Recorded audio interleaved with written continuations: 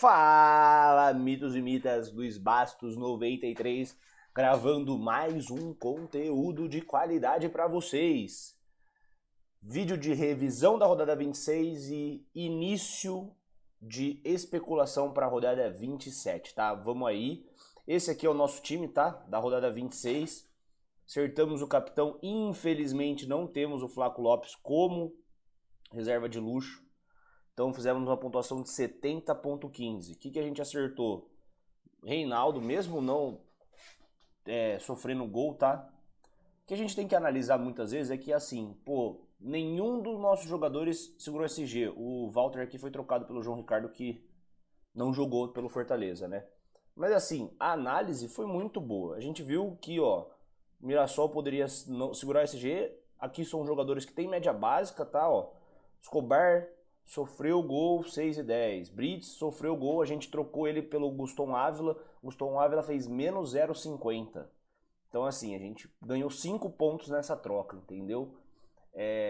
Aqui a análise era do Andrés Pereira. Esses dois aqui todo mundo tinha. O Alan Patrick também. Então aqui o meio campo é o meio campo que, como eu posso falar, muita gente tinha muito parecido, sabe? Talvez um Barreal aqui, talvez um Savarino, mas o meio-campo era muito parecido, talvez uma dobra com o Felipe Anderson, um ataque que deu uma prejudicada. O Guilherme tinha muita gente que tinha, o Vitor Roque também tinha muita gente que tinha, inclusive de capitão. A diferença foi aqui, é a terceira peça, que provavelmente vai entrar Flaco Lopes, a pessoa vai fazer 20 pontos a mais que eu, entendeu? Vai para 90 pontos. Então, essa rodada 26, a diferencial foi você ter Flaco Lopes ou não. A gente não quis numa dobra de ataque do Palmeiras, não quis com nenhuma peça da zaga do Palmeiras também, porque a gente via que o Vasco fazia gol em todos os jogos. Tomou 3 gols, desestabilizou total, 3 gols em 25 minutos. Bora para análise da rodada 27, tá? Primeiros jogos que temos aqui, a gente tem Fluminense e Atlético Mineiro. O Fluminense que vem numa retomada, tá? Desde o Zubel Dias são 2 vitórias e um empate. Fluminense que ainda não perdeu, tá? É um jogo legal para estar se apostando. O problema do Fluminense é que eu não vejo muitos jogadores com média básica, tá? Eu tinha o Cano aqui, como reserva de luxo. Ele fez 3 e 10 porque ele acertou uma bola na trave, senão ele teria feito 0.10, tá? Bebam água. Outro jogo de sábado é Bragantino e Grêmio. Lembrando que esses 3 jogos, tá? O Fluminense Atlético Mineiro, Bragantino e Grêmio, Internacional e Botafogo, nós teremos as escalações, então é muito bom estar acompanhando, porque aqui no Bragantino, o último jogo do Bragantino, o Juninho Capixaba entrou mais pro final da partida, tá?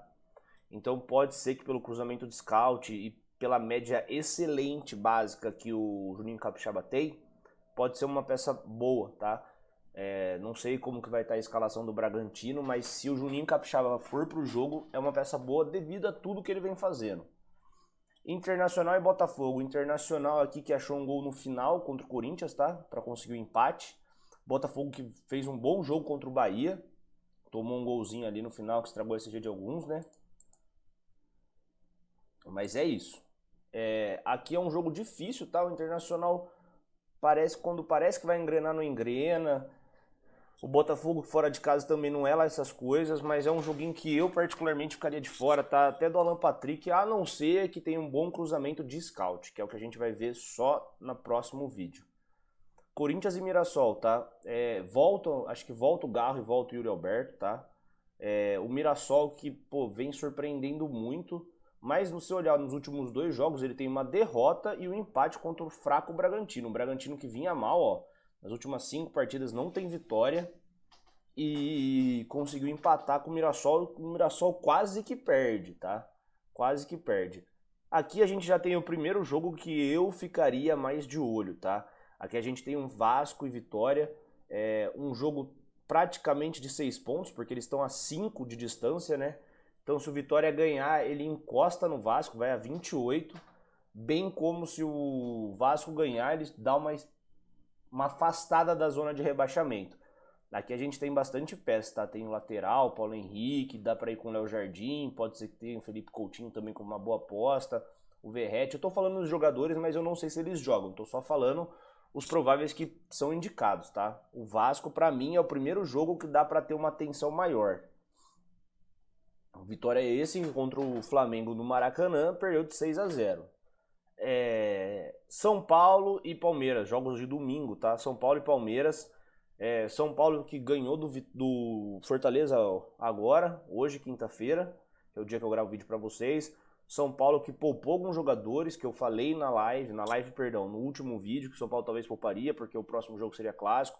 Luciano entrou no segundo tempo, Ferreirinha também não jogou, o Rigoni foi expulso, então talvez tenha outro atacante, o Tapia fez gol pelo São Paulo, tá? Enzo Dias vai estar muito bem valorizado, porque deu passe também. Então assim, é um jogo que é complicado, é um clássico, a gente tende a ficar de fora, né? Bahia e Flamengo também, Bahia muito forte em casa, tá? Se não me engano, acho que é o terceiro time que mais pontua em casa no Brasileirão. E o Flamengo também que vem numa boa fase, Flamengo que pra mim tem o melhor elenco hoje do Brasileirão, porém o Felipe Luiz às vezes dá dá uns tilt e ele pra mim às vezes dá umas escaladas errado. Aqui eu ficaria de fora. Juventude e Fortaleza é um jogo muito insano, que pode ser 0-0 ou 3-3, tá? Na minha concepção. O Juventude que vem de 2 empates, tá? Empatou 0-0 contra o Atlético Mineiro agora, fez um jogo que não sofreu gol fora de casa. Pode ser que tenha alguma peça ou outra, dependendo do cruzamento do scout, que dá pra apostar no Juventude, tá? O Fortaleza também que, quando parece que vai engrenar, ó, ganhou, perdeu, ganhou, perdeu. Então não dá pra saber qual que é o Fortaleza que vai enfrentar. E aqui, pra mim, na minha opinião, depois do... O Vasco, pra mim, é o segundo jogo que a gente tem que mais prestar atenção. É o jogo que tem que mais prestar atenção, é Cruzeiro e Sport, tá? Peças defensivas, Matheus Pereira, Caio Jorge, capitão desse time também. Então, assim, Cruzeiro é elite, é umas 5 peças pelo menos tem que ter do Cruzeiro. Lembrando que o William acabou de ser expulso no jogo do Flamengo, então o lateral direito não será o William. O Kaique Bruno provavelmente vai estar no meu time, um Fabrício Bruno, talvez um Cássio. Esses jogadores aí do Cruzeiro tem que estar no seu time. Matheus Pereira, Caio Jorge, provavelmente o técnico. Então a gente vai ter umas 5, 6 peças do Cruzeiro. E por fim, o último jogo da rodada, Ceará e Santos, tá? O Ceará, que ganhou do São Paulo e perdeu fora agora recentemente contra o Ceará, que perdeu pro Vitória, tá? De 1-0. Vitória é esse também que tá, às vezes ganha um jogo estranho, perde um jogo fácil. O Ceará e Santos é uma rodada que eu particularmente ficaria de fora. A análise do nosso time básica é essa, tá? A gente vai muito aqui para a rodada 27, quem você já tem que estar pensando. Jogadores do Cruzeiro, então a gente tem aí o Cássio, o Fabrício Bruno, a gente tem Kaique Bruno, não sei qual é o lateral direito que vai no lugar do William, a gente tem o Villalba, pode até fechar a zaga do Cruzeiro, a gente tem o Paulo Henrique aqui, então dá para fazer um Kaique Bruno, Paulo Henrique, para mim a única peça defensiva do Vasco que dá para confiar, mas enfim, dá para ir com o Matheus Pereira, Coutinho, Verratti, Caio Jorge, e aí a gente pensa na terceira peça. Mas provavelmente você, o Cartola em si vai ter esses jogadores escalados. Então provavelmente vai ter Paulo Henrique nos mais escalados, vai ter Kaique Bruno nos mais escalados, Fabrício Bruno nos mais escalados, lembrando que eles provavelmente vão estar valorizados, porque o Cruzeiro não sofreu gol, né? Então segurou o SG. E o dos Vasco vai estar desvalorizado. Meio campo, provavelmente vai ter todo mundo, o Matheus Pereira, vai ter bastante gente com o Felipe Coutinho, o ataque vai ter muita gente com o Caio Jorge, muita gente com o Verratti, talvez o Rian, esqueci o nome dele.